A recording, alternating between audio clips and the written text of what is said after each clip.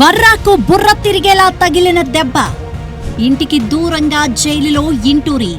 Punch Prabhakar కు reverse punch, పోసానికి కూసాలు నలిగిపోయే రోజులు.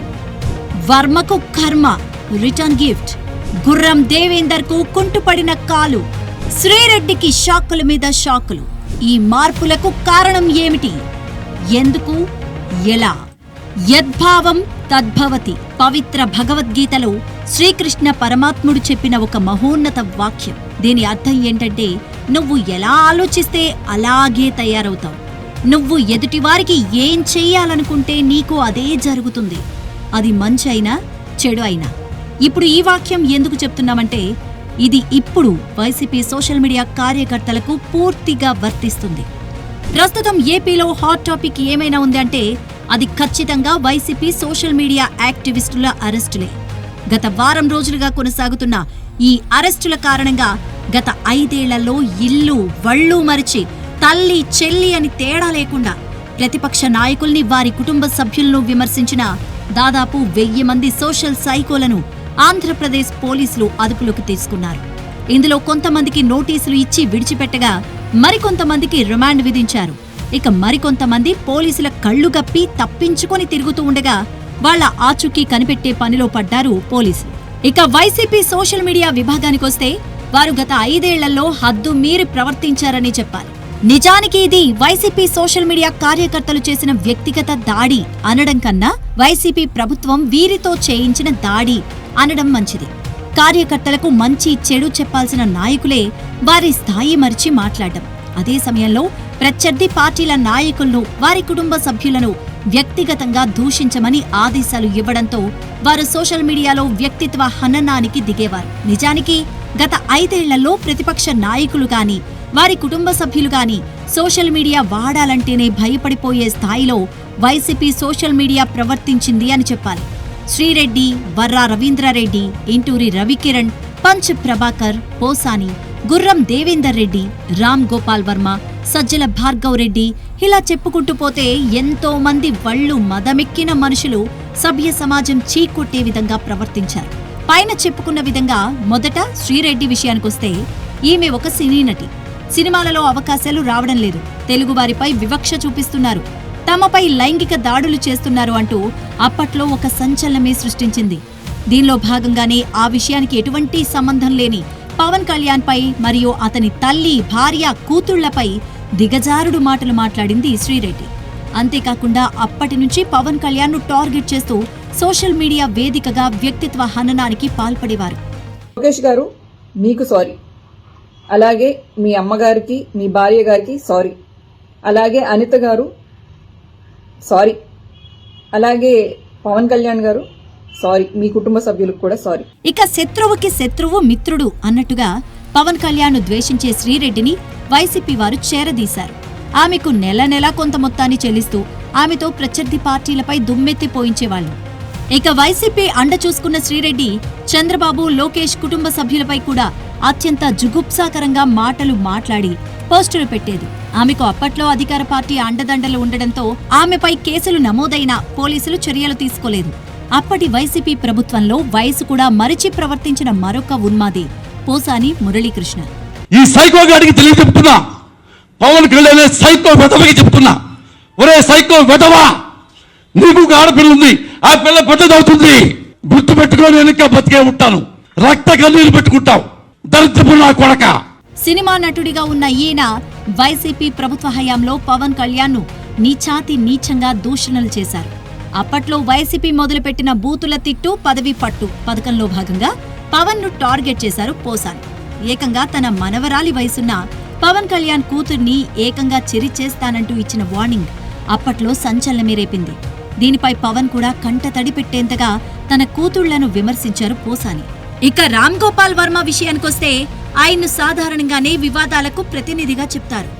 ఎప్పుడూ వివాదాలతో సహజీవనం చేసే వర్మ అప్పటి వైసీపీ నాయకుల అండదండలతో పవన్ కళ్యాణ్, చంద్రబాబు కుటుంబంలో ఆడవారిపైన అనుచిత పోస్టింగ్లు పెట్టేవారు. అంతేకాకుండా తలా తోకాలేని పోస్టుల్లో సైతం ఆడవారిని వక్రీకరిస్తూ పైశాచిక ఆనందాన్ని పొందేవారు. ఇక పవన్, చంద్రబాబులను కించపరుస్తూ వ్యూహం అనే సినిమా కూడా తీశారు వర్మ. ఇక వర్రా రవీంద్రారెడ్డి విషయానికొస్తే ఈయన జగన్ సతీమణి భారతి నడిపే భారతి సిమెంట్స్ లో పనిచేసే ఒక సాధారణ ఉద్యోగి. అయితే మొదటి నుంచి సోషల్ మీడియాలో చురుకుగా ఉండే వర్రాను గమనించిన వైసీపీ నాయకులు అతడికి వైసీపీ సోషల్ మీడియా విభాగంలో అవకాశాన్ని కల్పించారు. అంతేకాకుండా భారతీ సిమెంట్స్ లో పనిచేయడం వల్ల వైఎస్ భారతితో కూడా సన్నిహిత సంబంధాలు కలిగి ఉన్నాడు వర్రా రవీంద్ర. ఆ సాన్నిహిత్యంతోనే వైఎస్ భారతి పిఏగా పనిచేస్తూ తన వ్యక్తిగత సోషల్ మీడియా అకౌంట్ ద్వారా ప్రతిపక్ష నాయకులను, వారి భార్యలను, పిల్లలను అత్యంత దారుణాతి దారుణంగా ట్రోలింగ్ కు గురి చేసేవాడు. ఇక వర్రా కోసం పచ్చిగా ఒక్క ముక్కలో చెప్పాలంటే అసలు మనిషి అనేవాడు ఎలా ప్రవర్తించకూడదో, మనిషి పుట్టుక పుట్టినవాడు ఎలాంటి మాటలు మాట్లాడకూడదో అలాగే మాట్లాడేవాడు వర్రా రవీంద్ర. ఈయన ఎంత నీచుడంటే అప్పటి వరకు అమ్మా చెల్లి అంటూ పిలిచిన వైఎస్ విజయమ్మ, షర్మిలని నీచాతి నీచంగా ట్రోల్ చేశాడు. వైఎస్ భారతి పిఏగా జగన్ కు నమ్మిన బంటుల్లో ఒకడిగా ఉన్న వర్రా అలా ప్రవర్తించడం అప్పట్లో వైఎస్ కుటుంబ అభిమానులనే జగన్ పై విరక్తి పుట్టించేలా చేసింది. ఒక రకంగా చెప్పాలి అంటే కర్ణుడి చావుకి 100 కారణాలు అన్నట్టు జగన్ ఓటమికి కారణాలలో వర్రా లాంటి సోషల్ ఉన్మాదులు కూడా ఖచ్చితంగా ఉంటారు. ఇక ఈ వనంలోని పెరిగిన మరో ఉన్మాది ఇంటూరి రవికిరణ్. ఇతగాడు కృష్ణా జిల్లా గుడివాడకు చెందిన వ్యక్తి. వ్యక్తిగత విషయాలను టార్గెట్ చేయడంలో ఇతగాడి స్టైల్ సెపరేట్ అనే చెప్పాలి. జగన్ పై ఎవరైనా చిన్నపాటి రాజకీయ విమర్శ చేసినా, వారి ఇంట్లో ఆడవారిపై అసభ్యకర మార్ఫింగ్స్ చేస్తూ, ఫేస్ మార్ఫింగ్లు చేస్తూ ఆ చిత్రాలను అతగాడి సోషల్ మీడియాలో పోస్టు చేస్తూ ఉన్మాదిలా ప్రవర్తించేవాడు.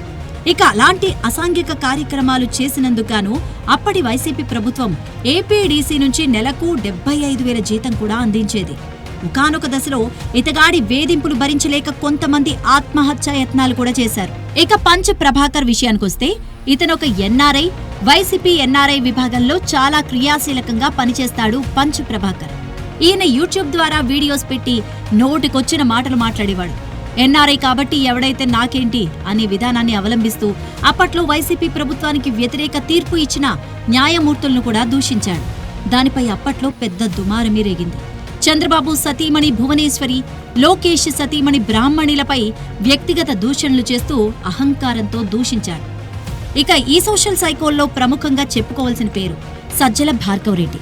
వైసీపీలో సకల శాఖా మంత్రిగా వ్యవహరించిన సజ్జల రామకృష్ణారెడ్డి తనయుడే ఈ భార్గవరెడ్డి.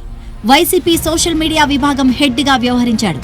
నిజానికి ఈ వ్యక్తిగత దూషణలకు, వ్యక్తిత్వ హననాలకు ప్రధాన కారకుడిగా భార్గవ్ను చెప్పుకోవచ్చు. అబద్ధాలను వండివార్చడం, వ్యక్తిగత దూషణకు స్క్రిప్ట్ సిద్ధం చేయడం, సమాజం సిగ్గుపడేలా మార్ఫింగ్ చేయడం, ఇవన్నీ సజ్జల కుమారుడి కనుసన్నల్లోనే జరిగేవి. వీళ్ల వ్యక్తిత్వ హననం ఏ స్థాయిలో ఉండేదంటే వాళ్ల ఇంట్లో ఆడవారు చూసినా ఏ మనుషుల్రా వీళ్ళు అని చీత్కరించుకునే విధంగా ఉండేది. సజ్జల జగన్ ఆదేశించడం, భార్గవ్ పని మొదలు పెట్టడం, మిగిలిన పెయిడ్ బ్యాచ్ దూషణలకు దిగడం వారి దినచర్యగా మారిపోయింది. అయితే ఇప్పుడు రోజులు మారాయి. వారి ఆగడాలను పసిగట్టిన ప్రజలు వారిని తిరస్కరించారు. అయినప్పటికీ వారి వక్రబుద్ధి మాత్రం మారలేదు. ప్రభుత్వంలో ఉన్నప్పుడు ఏ విధంగా అయితే ప్రవర్తించారో ఇప్పుడు కూడా అదే రీతిలో ప్రవర్తిస్తున్నారు. అయితే వారు మారతారులే అని కొంత సమయం వదిలేసిన కూటమి ప్రభుత్వం ఇక వీరు ఏం చేసినా మారర్లే అని భావించి ప్రక్షాళన చర్యలు ప్రారంభించింది.